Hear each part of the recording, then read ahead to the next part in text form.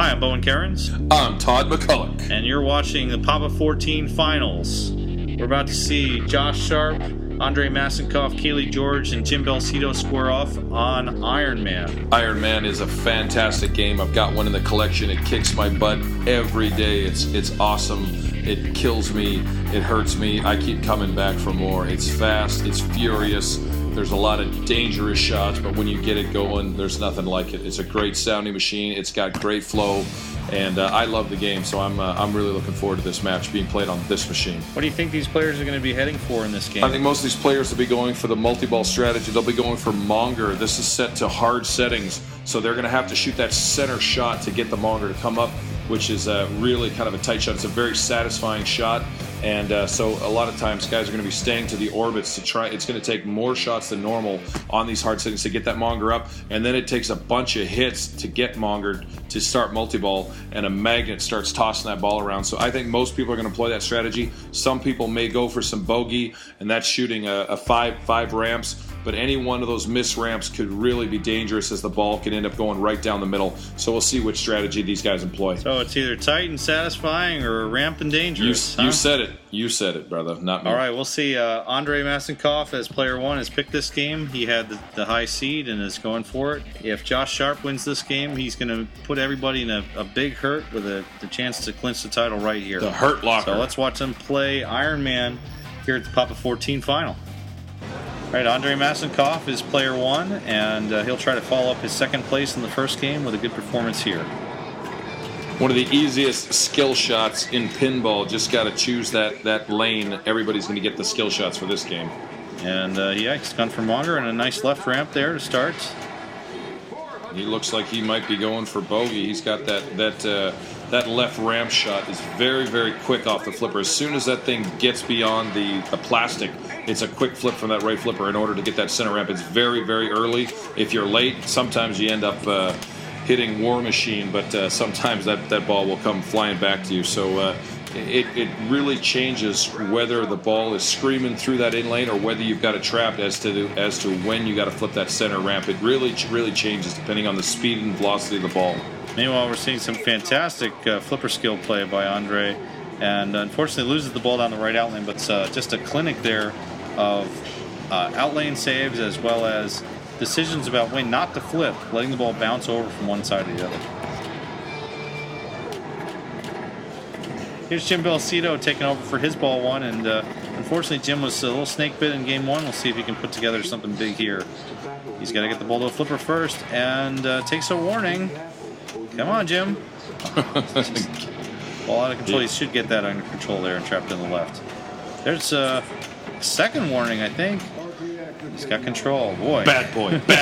Double warning. Jim's going to take a breather from that one. Have a sip of coffee, think about what he wants to do. He's going to scroll through there. Look at his options. Right ramp shot in. Oh, no! Oh, that ramp could not have been any closer to going all the way. Kind of went into the back of the game and came back out saying, whoop, I should have gone this way. I'm going this way. Right down the middle. Sorry, Jimbo. Oh, Jim continuing the snake pit way that his final has started, and Josh Sharpe needs to get his head out of the way. Yeah, that's like me. I mean, not that I'm ever on camera, but I cover half the play field with my mill. And come on, Josh, get out of the way. We got to do some work here. Thanks, Josh. Definitely took this. No. Yeah. Josh has got some great looking hair. We can see here he's got some hair products, some gels, some hairspray. It's looking really good there. And Josh's hairspray is sponsored by Krylosec, I believe. Josh taking a lot of time here, just drinking water, hanging out. I don't know what's going on. Yeah, what's he doing? We need a wider camera to see what he's doing there. Might be invoked soon. Got a shot clock going here. Oh my goodness! So we waited for that. That was worth it. God damn it! Josh trying to get control, and he has it. I wonder if he might be just extra nervous here, knowing that he's in a catbird seat after playing the first game so well. He seems to be wiping a little bit of sweat from his brow, trying to get control here and trying to lock his shot. Those are just narrow entrances to the ramp, and these guys know if they don't get all the way up, they're in a world of hurt. It's coming all the way back down. Josh has made a ludicrous number of missed shots here, just getting recovery and staying alive. Like you said, surviving and advancing. Saves the ball to the right out lane twice consecutively. Just got that nice side cabinet slap. That one just... He knew that was gone. This game has some really murderous outlanes, and when those are in the up position, it really doesn't give you a lot of leeway to get a lot of saves alongside. He did a pretty good job saving a couple there, but you don't want to taunt fake too many times in a row. Yeah, if you look closely over there, there's 4 different settings for the outlane, and the posts are at the highest possible with 4 settings. Here's Cayle George, and Kaylee, very good player at making what we just saw right there, live catches, letting the flipper meet the ball in a way that cancels the momentum of the ball. That's going to keep the ball out of the slingshots, and in a game like this, very important.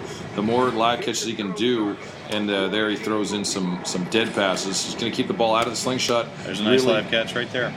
Not put him in nearly the same danger as some of these other players are going to be in along those side lanes. And kind of concurrent with that is him going for the side lanes and trying for the Monger strategy. It really works hand in hand. Kaylee almost completed Monger, and a really nice slide there. He took a warning, but a very justifiable warning and a smart one. You got to know where your limits are, and it's good to get one, know exactly what you can get away with, and he's still got a little bit of leeway with an extra warning there before he gets to the tilt. So he's getting control. He's taking time. He's got that center shot lit. Normally, if this was a not hard settings, he could pick one of the 3 shots, and that Monger will come up. But in this hard settings, he's got that shot right up the middle. It's a little bit easier from the right-hand flipper. He just nailed it. That's going to bring the Monger up, and that's just the start of the problems here. You still got to do 1, 2, 3, 4, 5, 6 shots on the Monger in order to start multi-ball. So this is just the beginning. This is just chapter 2 of a challenging. Multi-ball has not been awarded yet. He's halfway there.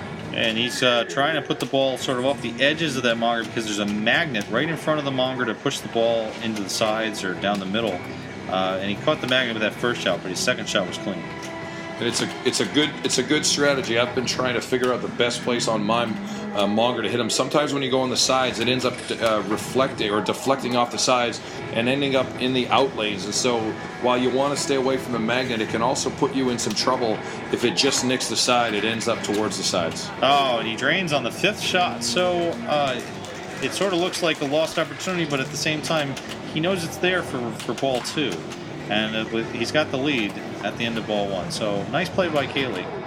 Andrei takes over his ball 2, and he's got bogey ready to go. As you can see, the ramps flashing. Bogey's ready. It can be either ramp. He gets the center shot up the middle just to get Monger even closer. So he's setting himself up nicely. He's got bogey started. So that's not only the ramps are worth, the outer orbit. So he's got himself 4 shots in the playfield right now. 5 shots if you count the middle. Oh, that was brutal. Off the trying to the left ramp, he missed it too far to the left, off one of those little blue drone targets, and that ball disappeared almost faster than we could describe it. Those little blue pills will get you. I mean posts will get you every time. Here's Jim. I'll just ignore that. Here's Jim trying to play. Oh man, Jim is pretty much 0 for 5 at playing a good ball of pinball, and unfortunately his time is running out. If he takes another low score in this game, there's really no chance that he could win the championship. Great player, but sometimes the game just says, not today. And a lot of times that game is Ironman that says, not today. Here's Josh taking over, and Josh quickly loses the ball down the right outlane, tried a slap save, but was unsuccessful, and his shooting woes continue on this game. And that puts Kaylee up again, and surprisingly, I'll bet Kaylee is very surprised to be so close to the lead as he takes over and starts Monger multi-ball.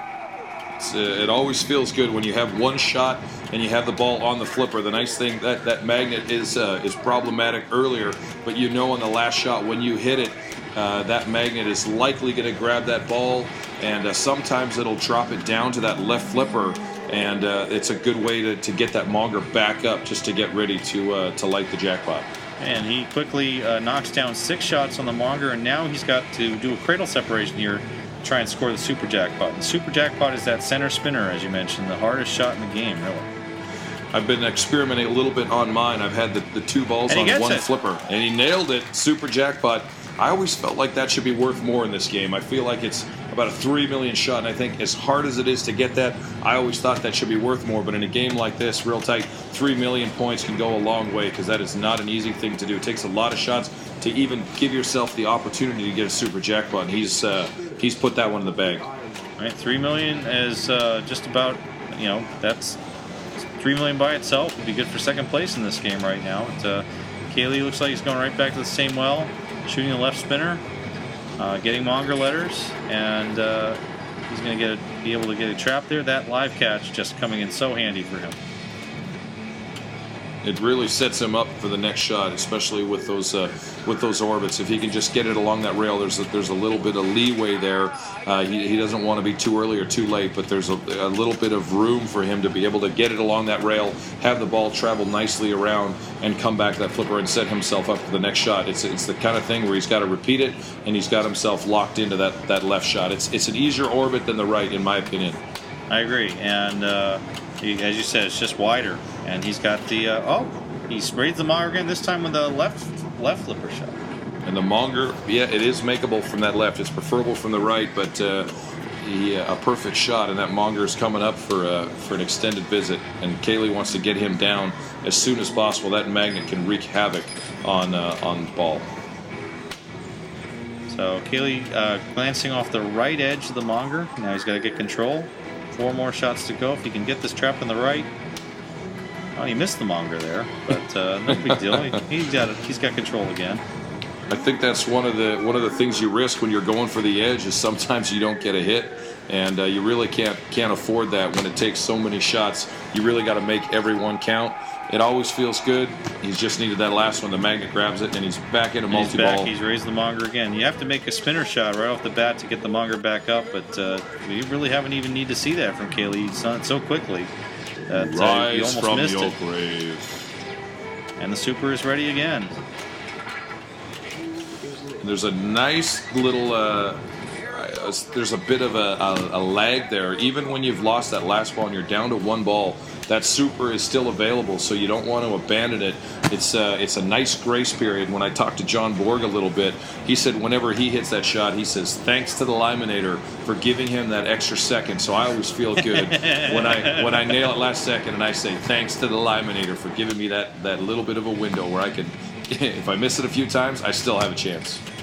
Yeah, Lyman, the king of grace periods, is such a grace period on Attack for Mars that Kaylee once scored a super jackpot on Attack for Mars that was so far buried into the grace period that the tournament officials thought the game was broken. But it wasn't. It was Lyman. It was Lyman's generosity. Yeah. And Kaylee with just a huge ball right now. He's going towards 20 million, and he's actually got War Machine multi-ball ready now too. I mean, it is a huge ball, Bowen, but wouldn't you say that pinball looks about the same size as the other one that the other guys are playing? It doesn't look any bigger to me, but you say it's a huge ball. I believe so. I mean, you have to measure it just to see how big the ball really was. But Monger's coming up now for the 3rd time on this ball. He might as well just stay up. Kaylee just keeps bringing him up. He might as well just stay up. Stay on up, man. Don't bother. And this time, Kaylee has started War Machine multi-ball, which gives him even a second way of clearing the Monger. It's almost like an insurance policy against Mongers.